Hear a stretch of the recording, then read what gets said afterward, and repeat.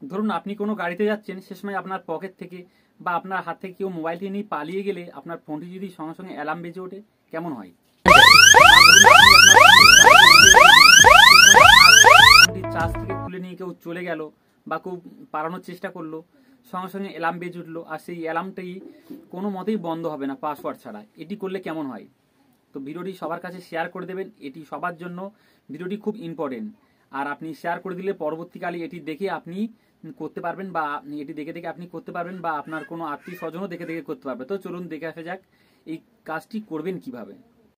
এজন্য play store থেকে don't touch my phone অ্যাপসটি ডাউনলোড করার পর দেখুন ওপেন করে নেবেন। ওপেন করার পর দেখুন একটু পারমিশন দিয়ে দিতে হবে, নেক্সট করে নিতে হবে। 3বার নেক্সট করার পরে দেখুন স্টার্ট হয়ে যাবে। তো কিছু পারমিশন দিয়ে নিতে হবে, যেমন দেখুন নিচে লেখা আছে পিনকোডে ক্লিক করবেন। ক্লিক করার পর দেখুন একটু সময় নেবে, এখানে আপনি আপনার ইচ্ছা মতো 4 ডিজিটের একটি পিন দিয়ে নেবেন।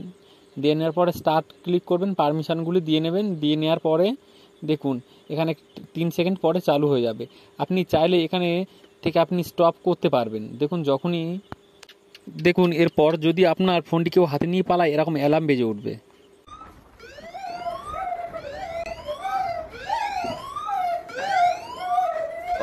এই অ্যালার্ম অফ করতে গেলে আপনাকে আগের পিন কোডটা দিলে অটোমেটিকলি অফ হয়ে যাবে।